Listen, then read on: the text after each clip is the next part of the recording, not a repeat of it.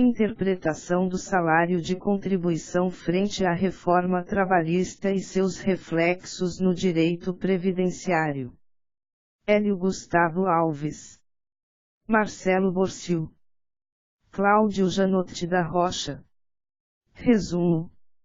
Análise da nova redação do parágrafo 2º, do artigo 457, advindo com a Lei 13.467/17 e seus impactos nas relações sociais previdenciárias e do trabalho, bem como sua ilegalidade e inconstitucionalidade.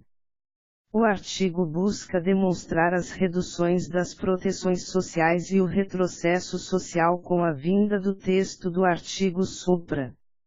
Apresentamos uma crítica pela não incidência de contribuições previdenciárias em verbas remuneratórias laborais, pois o trabalho não estaria socialmente protegido ignorando a obrigatoriedade do financiamento do seguro social para recebimentos de prestações previdenciárias.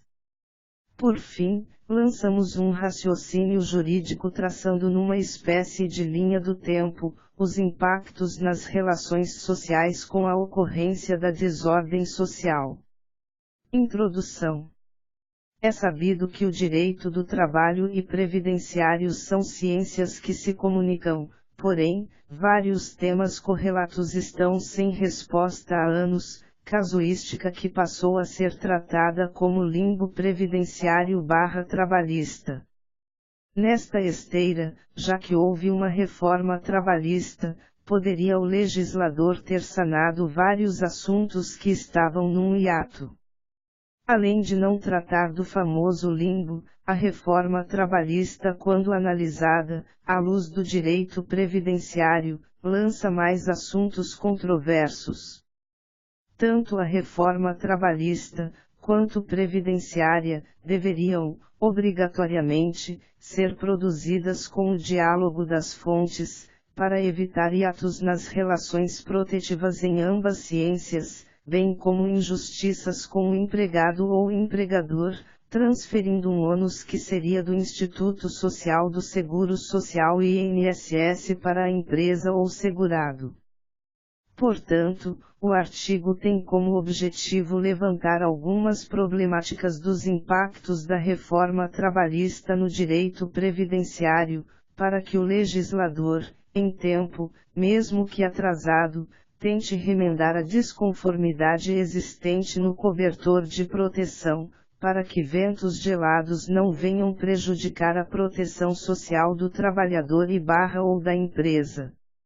Aliás, recomenda-se ao legislador, para quando pensar em realizar sobre reformas trabalhistas ou previdenciárias, que promova consulta a pesquisadores de ambas as áreas para evitar esta corriqueira falha do diálogo das fontes.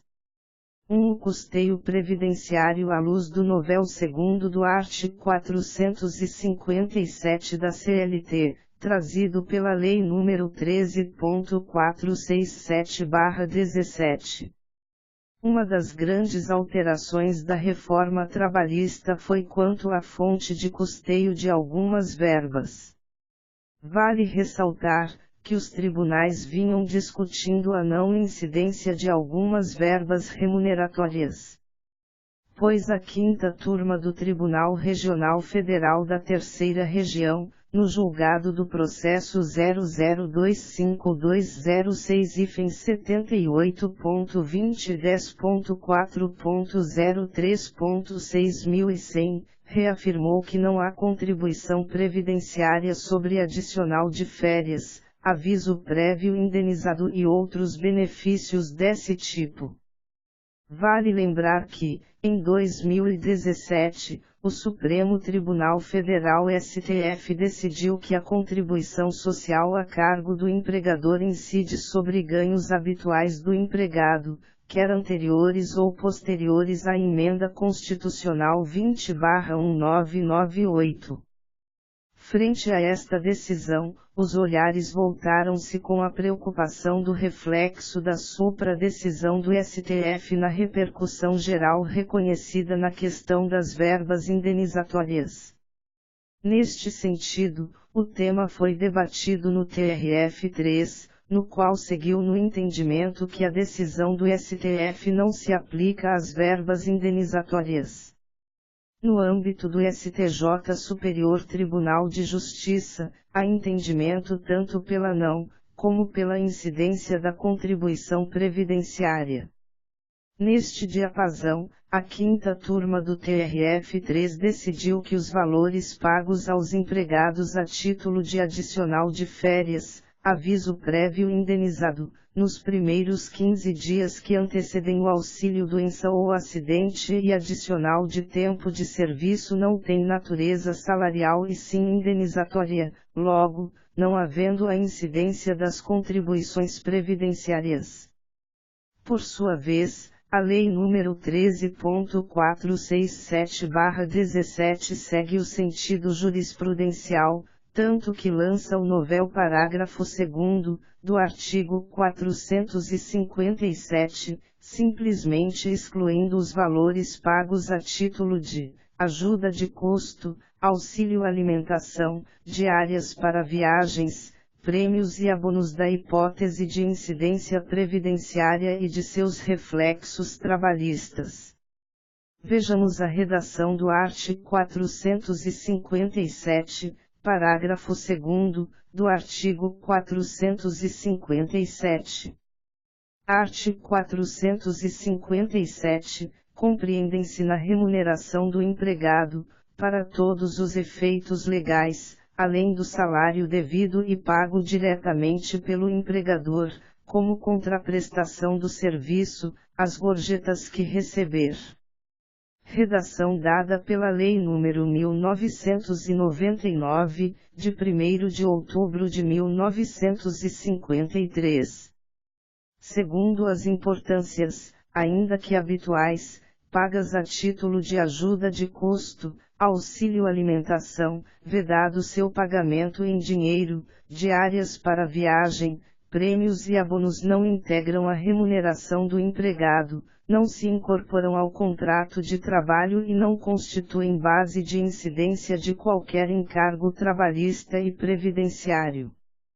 Redação dada pela Lei nº 1999, de 1º de outubro de 1953. Ocorre, que tal alteração pode gerar uma avalanche de demissões, pois com novas contratações, haverá redução de tributos. 2. O impacto da nova redação do 2º do artigo 457 da CLT nas relações sociais. É fato que algumas empresas substituirão seus empregados, mantendo o mesmo valor remuneratório. Porém, como grande parte dos recebíveis será em ajuda de custo, auxílio alimentação, diária para viagem, prêmios e abonos, resta conceber que estariam excluídos da hipótese de incidência previdenciária e de seus reflexos trabalhistas. Desta forma, a empresa terá um grande benefício com novos contratos de trabalho, frente à nova forma de remuneração, verbas que antes havia sobre elas a incidência previdenciária e hoje não mais a terão, por força da Lei nº 13.467/17, lançado pelo parágrafo 2º, do artigo 457. Para evitar tal catástrofe de demissão em massa com o fim de obter vantagens de tributos previdenciários e reflexos futuros trabalhistas com novos contratos de trabalhos, à luz do dispositivo acima, poderia o legislador ter criado uma regra de transição. 3. Reflexos do novo 2º do artigo 457 da CLT no direito previdenciário.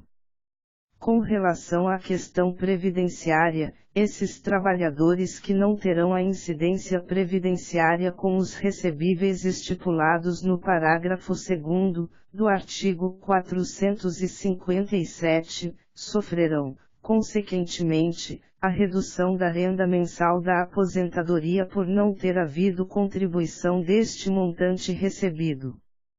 Pois, somente será lançado no cálculo do salário de benefício os valores recebidos pelo labor que tenham efetivamente ocorrido a incidência na contribuição previdenciária, conforme dispõe o Decreto 3048/99 em seu art. 32, quarto, vejamos.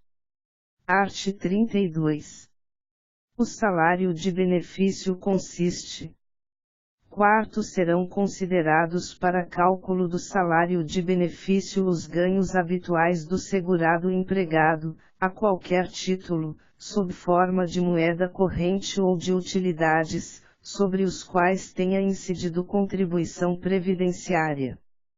Até a reforma trabalhista, é de conhecimento pleno que uma das formas de algumas empresas burlarem a tributação previdenciária era disfarçando a remuneração do empregado com distribuição em remuneração em diversas outras, verbas estas que não incidiam contribuição previdenciária, sendo algumas delas, hoje regulamentadas na nova redação do 2º do art. 457.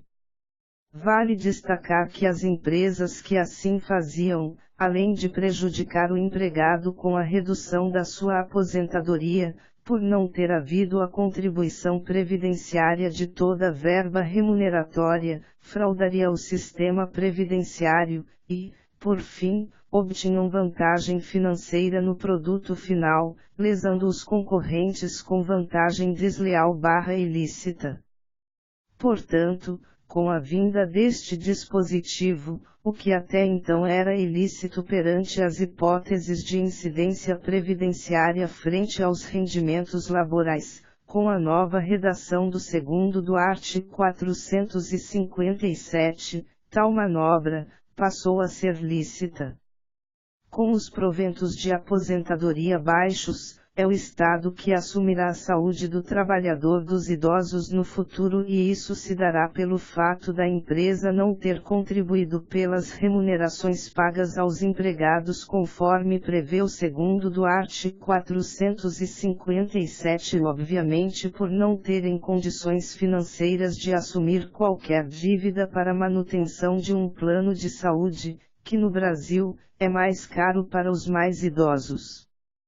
Permitir o pagamento das verbas previstas segundo do art. 457 sem a incidência de contribuição previdenciária é uma afronta aos pactos sociais, assim lembra Elídio das Neves. A profundidade e gravidade deste vínculo político resulta não só dessa espécie de contrato social que os cidadãos eleitores consolidaram com as forças políticas e os dirigentes políticos, mas também de um acordo entre gerações, que está na base dos regimes de repartição financeira com que hoje funcionam os sistemas e que permite que em cada momento os encargos com as prestações da população idosa, já retirada do mercado de trabalho, sejam assegurados pela população ativa. 4. Análise constitucional e infraconstitucional do novo 2º do art. 457 da CLT frente aos princípios previdenciários e conflitos de normas. Cristiane Miziaramo se ensina que, no plano ideal, a norma garante à sociedade valores e direitos que lhe são inerentes. No plano real, são identificados os limites da função social da norma. Neste pensar, qual seria a ideia da incidência de contribuições previdenciárias advindas das verbas remuneratórias? Obviamente, valorizar o trabalho, para que toda sua fonte de renda laboral, parte, seja destinada ao seguro social, para, então, no momento de risco ou continência, seja garantido seu bem-estar, ocorrendo, portanto, a justiça social e mantida a ordem social. A norma previdenciária, seja constitucional ou infraconstitucional, tem como positivado que é cabível a incidência previdenciária sobre ganhos habituais do segurado empregado, a qualquer título, sob forma de moeda corrente ou de utilidades, conforme abaixo passamos a dissertar. Assim, a alteração segundo do artigo 457 advinda pela Lei nº 13.467/17, foi realizada sem a observância do artigo 195, inciso I e a linha A, bem como o inciso 2º do mesmo dispositivo da Constituição Federal, além de inobservância da Lei Especial de Custeio, Lei nº 8.212/91, em seu artigo 22, inciso I, combinado com o artigo 32, quarto do Decreto nº 3.048/99, que definem as hipóteses de remunerações que incidem contribuições previdenciárias. Vejamos as contribuições sociais previdenciárias que estão definidas no artigo 195, inciso I e a linha A, bem como no inciso 2º do mesmo dispositivo da Constituição Federal, onde cita. Artigo 195. A Seguridade Social será financiada por toda a sociedade, de forma direta e indireta, nos termos da lei, mediante recursos provenientes dos orçamentos da União, dos Estados, do Distrito Federal e dos municípios, e das seguintes contribuições sociais. E, do empregador, da empresa e da entidade a ela equiparada na forma da lei, incidentes sobre a folha de salários e demais rendimentos do trabalho pagos ou creditados, a qualquer título, à pessoa física que lhe preste serviço, mesmo sem vínculo empregatício. Segunda, do trabalhador e dos demais segurados da Previdência Social, não incidindo contribuição sobre aposentadoria e pensão concedidas pelo Regime Geral de Previdência Social de que trata o artigo 201. A Seguridade Social, então, é financiada por toda a sociedade, em conjunto com os orçamentos da União, dos Estados, do Distrito Federal e dos municípios, bem como, pelas contribuições advindas pelo labor, através das cotas patronais e dos segurados contribuintes. Moacir Veloso Cardoso de Oliveira bem define o conceito de Seguridade Social, conjunto de medidas adotadas pelo Estado, por meio de organizações próprias ou subvencionadas, destinado a prover as necessidades vitais da população do país, nos eventos básicos previsíveis e em outras eventualidades, variáveis segundo as condições nacionais, que podem verificar-se na vida de cada um, por meio de um sistema integrado de seguro social e de prestação de serviços sociais, de cuja administração e custeio participam, direta ou indiretamente, os próprios segurados ou a população mesma, as empresas e o Estado. E quanto aos empregados e empregadores, o texto constitucional define no artigo 195 e ressalta no inciso I, a linha A, que a incidência de contribuição previdenciária será devida por demais rendimentos do trabalho pago ou creditados, a qualquer título, ainda que sem vínculo empregatício. Neste mesmo sentido, segue a Lei nº 8.212/91 que regula a incidência das contribuições previdenciárias em seu artigo 22, inciso I, vejamos. Artigo 22. A contribuição a cargo da empresa, destinada à Seguridade Social, além do disposto no artigo 23, é de 20% sobre o total das remunerações pagas, débidas ou creditadas a qualquer título, durante o mês, aos segurados empregados e trabalhadores avulsos que lhe prestem serviços, destinadas a retribuir o trabalho, qualquer que seja a sua forma, inclusive as gorjetas, os ganhos habituais sob a forma de utilidades e os adiantamentos decorrentes de reajuste salarial, quer pelos serviços efetivamente prestados, quer pelo tempo à disposição do empregador ou tomador de serviços, nos termos da lei ou do contrato ou, ainda, de convenção ou acordo coletivo de trabalho ou sentença normativa. Ivan Kertzmann explica sobre o fato gerador da contribuição social, vejamos. O art. 22, inciso I, da Lei nº 8.212/91, reforça ainda mais a ideia de que o fato gerador da obrigação previdenciária é a prestação de serviço, ao dispor que a contribuição a cargo da empresa para o financiamento da Seguridade Social é de 20% sobre o total das remunerações pagas, devidas ou creditadas, a qualquer título, durante o mês, aos segurados empregados e aos trabalhadores avulsos que lhe prestem serviços, destinadas a retribuir o trabalho, qualquer que seja a sua forma, inclusive as gorjetas, os ganhos habituais sob a forma de utilidades e os adiantamentos decorrentes de reajuste salarial, quer pelos serviços efetivamente prestados, quer pelo tempo à disposição do empregador ou tomador de serviços, nos termos da lei ou do contrato ou, ainda, de convenção ou acordo coletivo de trabalho ou sentença normativa. Para reforçar ainda mais o critério material das hipóteses de incidências previdenciárias, temos o Decreto número 3.048/99, em seus arts. 214, inciso I e 32, quarto, vejamos. Art. 214. Entende-se por salário de contribuição.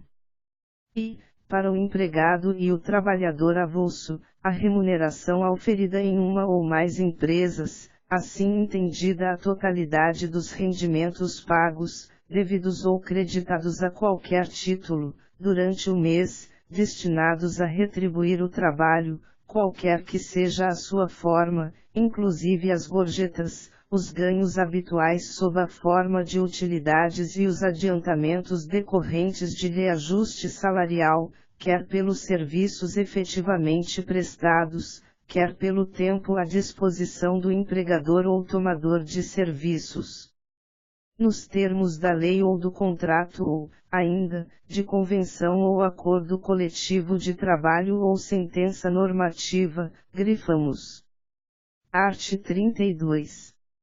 O salário de benefício consiste. Quarto, serão considerados para cálculo do salário de benefício os ganhos habituais do segurado empregado, a qualquer título, sob forma de moeda corrente ou de utilidades, sobre os quais tenha incidido contribuição previdenciária. Grifamos. Assim, podemos observar que a Lei nº 13.467/17, Reforma Trabalhista, no parágrafo 2º, do artigo 457 da CLT, alterou substancialmente a fonte de receita da Seguridade Social tanto no âmbito constitucional, quanto no infraconstitucional. Portanto, comungamos do pensamento que o parágrafo 2º, do artigo 457, trazido pela Lei nº 13.467/17, que alterou a CLT, é inconstitucional por ferir o art. 195, inciso I e a linha A, bem como por ferir o inciso 2º do mesmo dispositivo, além de ilegal por ferir lei especial contributiva previdenciária, qual seja, a Lei nº 8.212/91 em seu artigo 22, inciso I, cuja regulamentação encontra-se no Decreto nº 3.048/99 em seus arts. 214, inciso I e 32, quarto. A inconstitucionalidade ocorre pelo fato da Constituição Federal não permitir que lei ordinária amplie, reduza ou altere seu texto. A lei inovou em sentido inverso ao constitucional e entrou em conflito com a lei de custeio previdenciário, que é especial no tema em relação à CLT. Se o próprio dispositivo constitucional tem como princípio positivar quais verbas terão incidências previdenciárias, poderia norma infraconstitucional regular premissa distinta. Por isso entendemos que a nova redação do artigo 457, da CLT, trazido pela alteração criada pela Lei nº 13.467/17, em seu parágrafo 2º atinge a Constituição Federal nos dispositivos acima citados.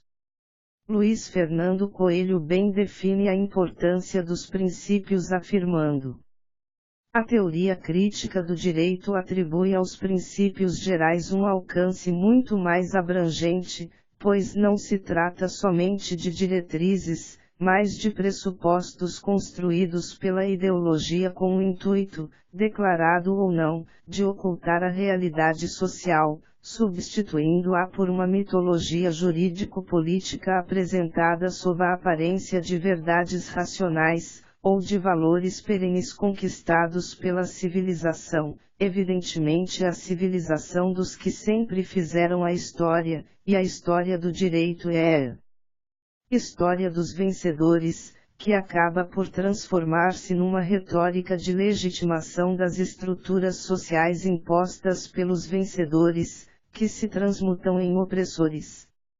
A reestruturação do artigo 457 da CLT, cuja alteração foi realizada pela Lei nº 13.467/17, em seu parágrafo 2º, passa por cima de princípios constitucionais que garantem a incidência da contribuição previdenciária das verbas remuneratórias para futura garantia de bem-estar social, com um benefício previdenciário análogo à renda recebida quando trabalhava, confirmando o primado do trabalho e o equilíbrio financeiro e atuarial do 5º do artigo 195 do Diploma Maior, antecipação de fonte de custeio prévio. Com relação à ilegalidade, em que pese a Lei nº 13.467/17 estar no mesmo nível de hierarquia que a Lei nº 8.212/91, ou seja, ambas serem ordinárias, a Lei nº 8.212/91 é especial, obviamente por ser a norma que regula o custeio previdenciário. Neste sentido, quando no conflito de normas de mesma hierarquia, deve vigorar a lei especial, portanto, perdendo o efeito a lei que lhe contrarie. Neste sentido, ensina Norberto Bobbio.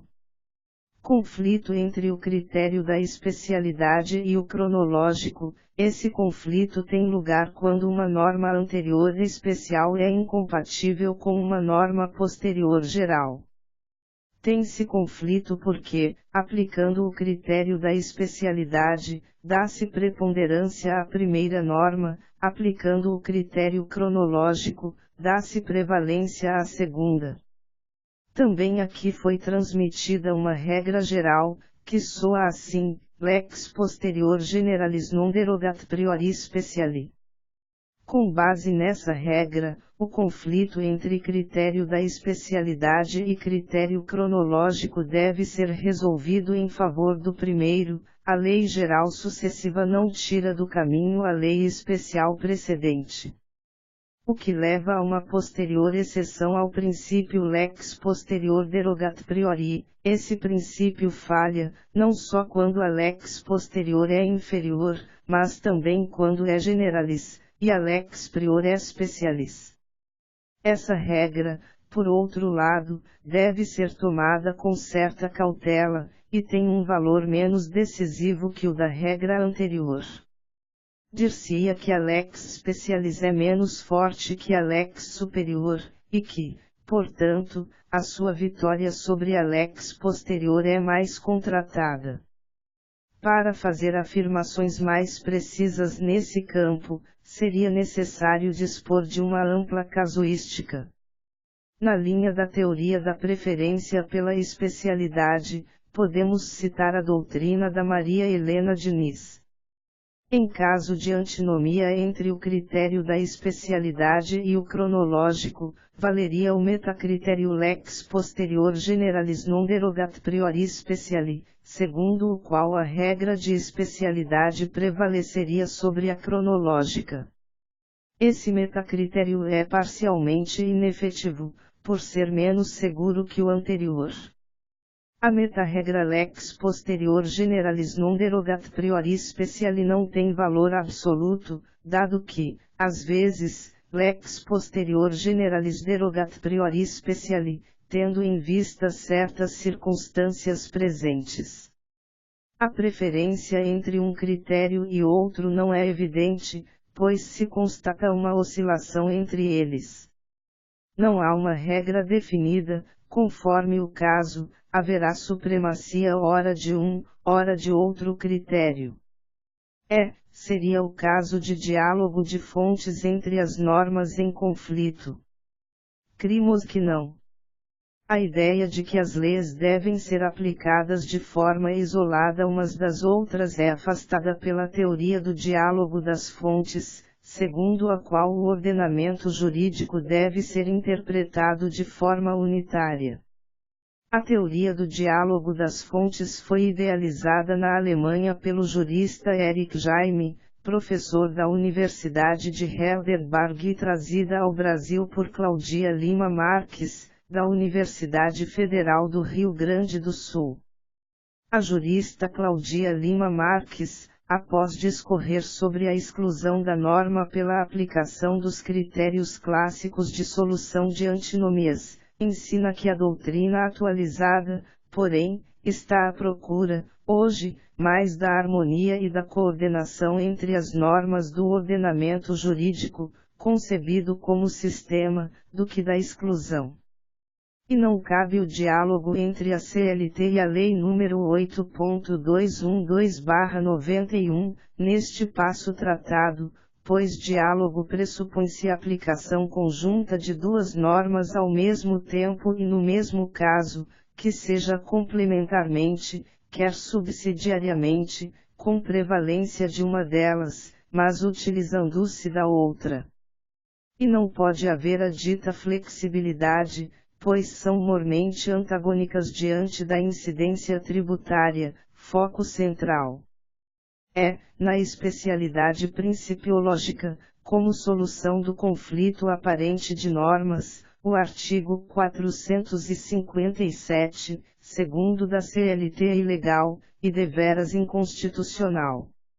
5. Conclusão. Caso vigore o inconstitucional e ilegal parágrafo 2º, do artigo 457, trazido pela alteração que expôs a Lei nº 13.467/17, as consequências serão graves, conforme passaremos a tratar. Art. 457. Primeiro integram o salário a importância fixa estipulada, as gratificações legais e as comissões pagas pelo empregador. Segundo as importâncias, ainda que habituais, pagas a título de ajuda de custo, auxílio alimentação, vedado seu pagamento em dinheiro, diárias para viagem, prêmios e abonos não integram a remuneração do empregado, não se incorporam ao contrato de trabalho e não constituem base de incidência de qualquer encargo trabalhista e previdenciário. Com este dispositivo, empregados que têm um rendimento menor do que o teto do salário de contribuição, sofrerão um grande impacto em sua aposentadoria. Pois, somente incidirá a contribuição previdenciária sobre os rendimentos estipulados no primeiro do artigo 457 da CLT, trazido pela Lei nº 13.467/17, quais sejam, o salário quanto à importância fixa estipulada, as gratificações legais e as comissões pagas pelo empregador. Porém, quanto aos rendimentos estipulados no novel 2º do artigo 457 da CLT, no caso, ajuda de custo, auxílio alimentação, diárias para viagem, prêmios e abonos, não terão incidência previdenciária. Neste sentido, a renda mensal da aposentadoria será calculada somente pelos rendimentos que sofrerem incidência previdenciária, no caso, os rendimentos advindos sobre o salário quanto à importância fixa estipulada, as gratificações legais e as comissões, ou seja, aqueles expostos no 1º do artigo 457 da CLT. Os rendimentos do novel 2º do artigo 457 da CLT, no caso, ajuda de custo, auxílio alimentação, diárias para viagem, prêmios e abonos, não entrarão na base de cálculo dos benefícios previdenciários, seja nas aposentadorias, auxílio-doença, auxílio-reclusão e pensão por morte. A título de exemplo, imagine um empregado que recebe o valor de R$ 1.000, em importância fixa estipulada, mais R$ 950, como ajuda de custo, auxílio alimentação, diárias para viagem, prêmios e abonos, sendo portando sua totalidade de renda laboral a soma de R$ 1.950. R$ 1.950. Caso ocorra um acidente de trabalho, seu auxílio-doença ou aposentadoria por invalidez serão calculados sobre o valor da importância fixa estipulada, no caso, R$ 1.000, perdendo, portanto, a possibilidade que antes havia, em incluir na renda mensal no benefício previdenciário os R$ 950. De ajuda de custo, auxílio alimentação, diárias para viagem, prêmios e abonos. Obviamente, não terá os R$ 950 implementados no salário de benefício, por não ter havido a incidência da contribuição previdenciária dos rendimentos advindos da ajuda de custo, auxílio alimentação, diárias para viagem, prêmios e abonos, conforme dispõe a nova redação do artigo 457 da CLT. Vale destacar que estas verbas não serão implementadas em benefício previdenciário algum. O que é um contrassenso, pois no momento do eventual risco à saúde ou limitações advindas pela idade, terá automaticamente arrefecimento de seus rendimentos que influenciarão na redução em suas necessidades básicas, gerando um custo enorme ao Estado, que terá de suportar as despesas geradas à saúde estatal e assistência social. Com a mais rasa interpretação atuária, não tem lógica alguma reduzir a fonte de custeio da Seguridade Social, em que há a coparticipação da contribuição entre empregado e empregador para exatamente obter as prestações previdenciárias com um dos fins, em não onerar tão somente o Estado com os segurados utilizando os serviços da saúde e assistência social. Vale ressaltar que no Brasil a saúde estatal é uma calamidade, imagine no futuro, assim, convido à reflexão. Os trabalhadores terão proteção social. O trabalhador com a renda menor advinda pelo benefício previdenciário, sendo que não terá recurso financeiro para a compra de medicamentos ou realizar exames médicos, terá a recuperação de sua saúde mais rápida. Óbvio que as respostas serão negativas, pois a diminuição da renda de forma abrupta somente será um verdadeiro retrocesso social.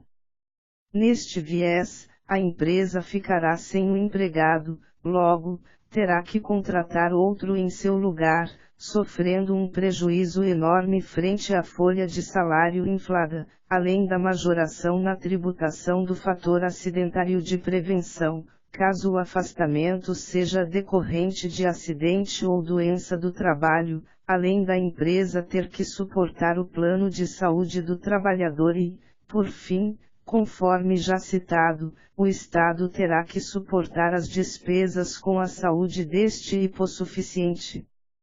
É sabido que as verbas indenizatórias não têm incidência da contribuição previdenciária, conforme dispõe o artigo 214, nono do Decreto nº 3.048/99, além do tema já estar pacificado pelo STJ. Em contrapartida, inúmeros artigos, palestras, periódicos ressaltam que as empresas serão beneficiadas com a redação do novel segundo do artigo 457 da CLT, vez que o texto descarta a hipótese de incidência previdenciária das verbas que não integram a remuneração do empregado e não constituem base de incidência de encargos trabalhistas. Tal exclusão de certa forma reflete positivamente na diminuição de tributos na folha de salário, especialmente se a empresa fizer grande parte do pagamento dos rendimentos aos empregados em ajuda de custos, auxílio alimentação, diárias para viagem, prêmios e abonos, verbas estas que agora contam isenção da contribuição previdenciária. Porém, diante a todo exposto, seria prudente a empresa levantar o custo mensal do empregado afastado com a análise da estabilidade, FAP, contratação de outro empregado para sua atividade com o aumento da massa salarial, rescisão do contrato do empregado substituto ou do que retorna ao trabalho, plano de saúde, bem como a convenção coletiva que estipula a complementação da aposentadoria ao salário que recebia, ponto este que merece destaque, pois quanto menor for a aposentadoria maior será a complementação que a empresa terá que suportar. Por fim, como entendemos que o novel segundo do artigo 457 da CLT será considerado inconstitucional e ilegal, antes das empresas montarem qualquer estratégia de planejamento para alteração dos contratos para reduzir contribuição previdenciária, a recomendação é aguardar ao menos um ano, até porque o auditor da Receita Federal do Brasil poderá autuar a empresa por não estar realizando a contribuição previdenciária de acordo com a legislação previdenciária, com base no art. 195, inciso I e alínea A, e inciso 2º, ambos da CF/88 e ilegal por ferir a Lei nº 8.212/91, em seu artigo 22, inciso I, bem como, por macular o Decreto nº 3.048/99, em seus arts. 214, inciso I e 32, quarto, que regulamentam o dispositivo legal da LCPS.